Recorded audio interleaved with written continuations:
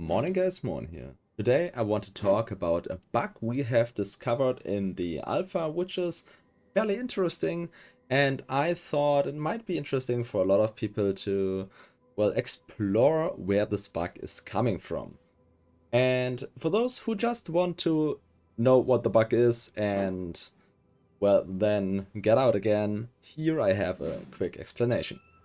Small passive skills are getting a small increase by 1 jewel, and then are getting a way bigger increase by another jewel due to 2 lines on these jewels being additive instead of multiplicative.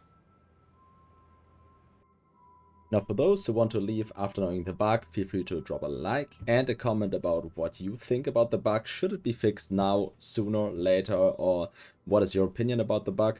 For those who want to stay and explore a bit with me, let's take Alva's hand and go for a little time travel here into the Bestiary League in 2018. Knowledge is strength, and ignorance is death. A hunter must know his prey. In the Bestiary Challenge League, we met Einhar, a hunter scavenger that teaches us to hunt mighty beasts and use them for recipes to enhance our gear. Or banters us for needing him to capture beasts. This, by the way, has been changed later. At first, we had to throw nets ourselves. That was kinda terrible. What? Do you not have nets, exile? Beast crafting evolved into one of the strongest crafting methods of Path of Exile 1. It became part of most endgame crafting projects. It came with tons of different options to modify items, 2 of which, added way later, will be part of what we are about to explore. For now, however, Bestiary fades away and makes space for the next, playing its part in this.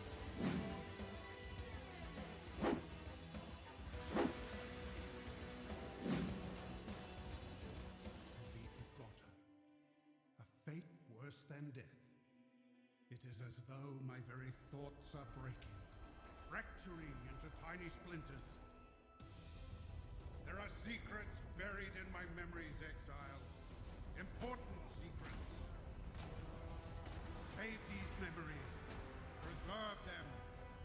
But move swiftly, lest you be forgotten. In the Synthesis League, we meet Kavas. We explore fragments of his lost memories and try to stabilize them.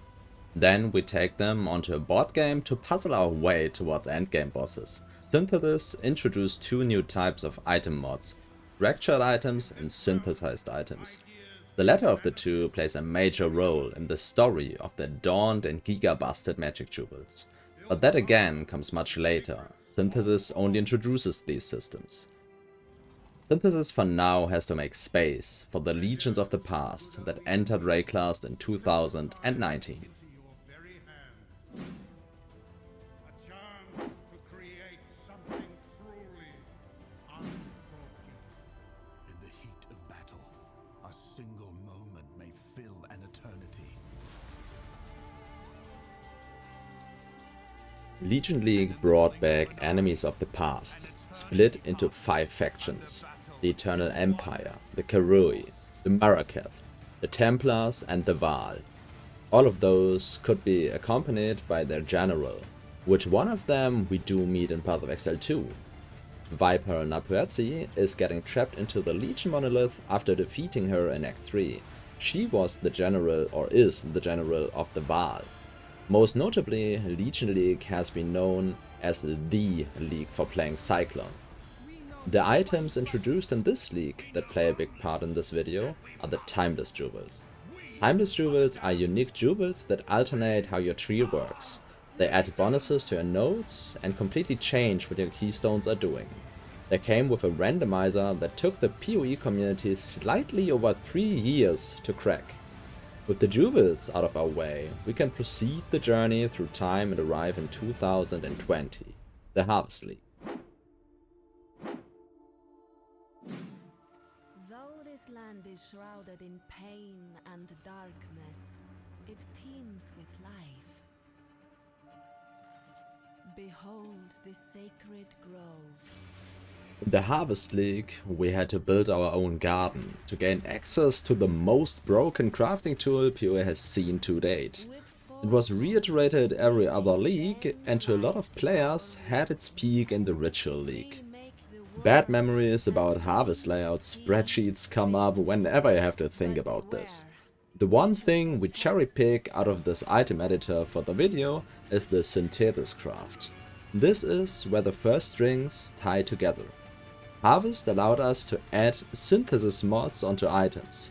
This craft made it a lot more feasible to create jewels with 3 implicit modifiers.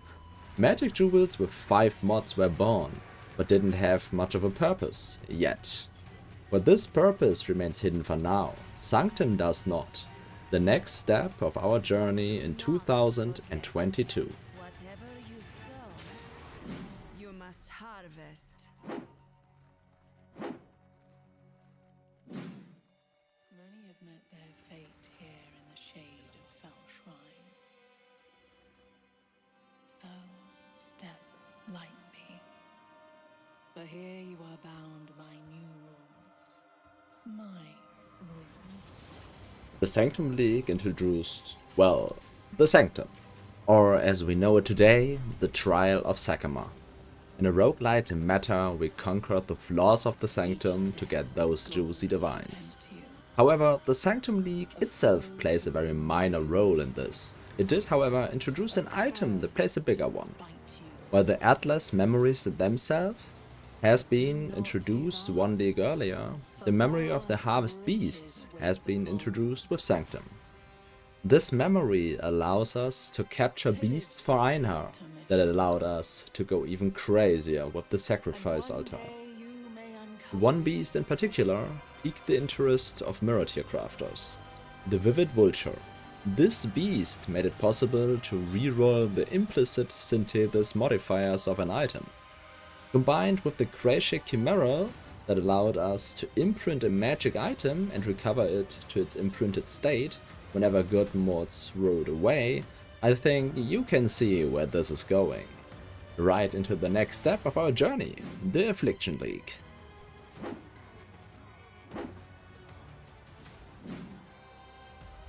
Something moves in the mists. Something sinister.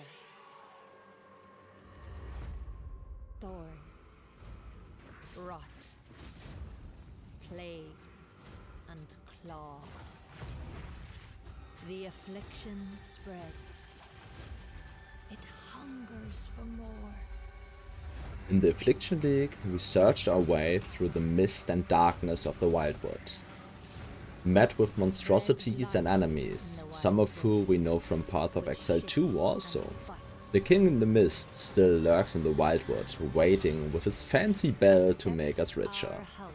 It also introduces one of the key pieces of the interaction the video is all about, which some might have forgotten by now.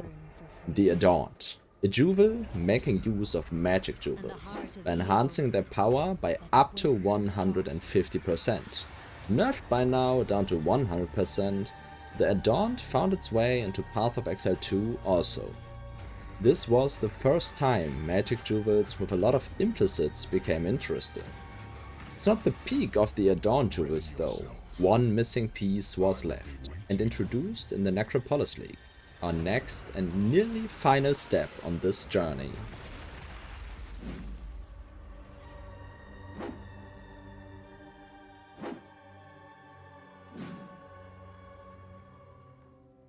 Cold flesh, dirt, maggots, and ghosts.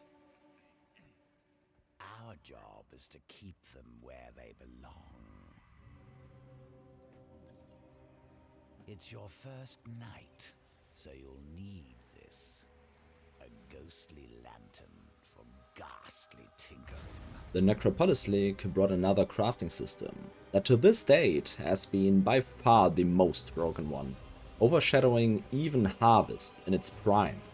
Multi-fracture synthesized influence combinations out of hell seen the light of the day, which is why this system never left its respective league. You'll learn The thing it introduced also, or reintroduced to be more precise, was the Black Morrigan.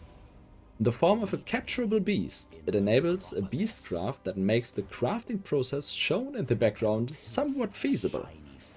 It uses a Hinicar's lock on a magic item, which makes it possible to see the outcome of the next orb applied. In combination with all the previous steps and a fossil that adds the implicit items overvalued by vendors, we are getting these 6 mod magic jewels boosted by 100%.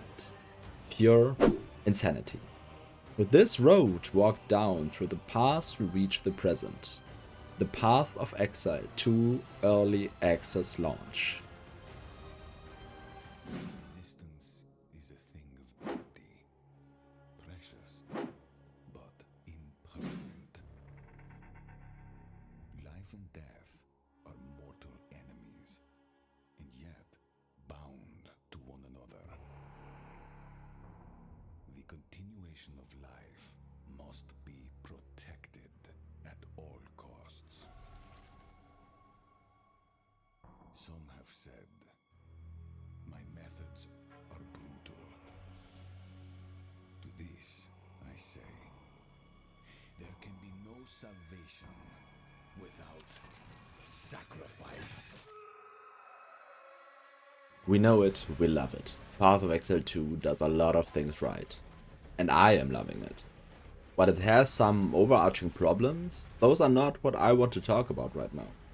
One thing reintroduced in Path of Exile 2 have been timeless jewels. Or time-lost jewels, as we know them now. And those now can not only be unique, but magic. And corrupted. And scaled by the Adorned.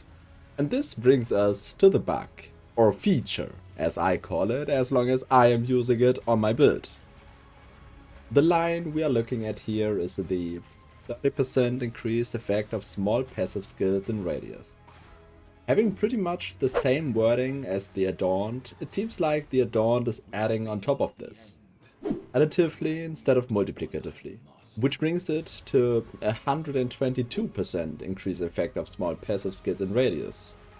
The thing I don't understand is how my 2% lightning penetration becomes 6%, which is even more wild. But that is a question for another video, or the upcoming patch notes. We will see. With that said, I say thanks for watching. If you liked this video, feel free to like, subscribe, and let me know in the comment section if this is the type of content you want to see. I am Moorhuhn, and I see you in the next one.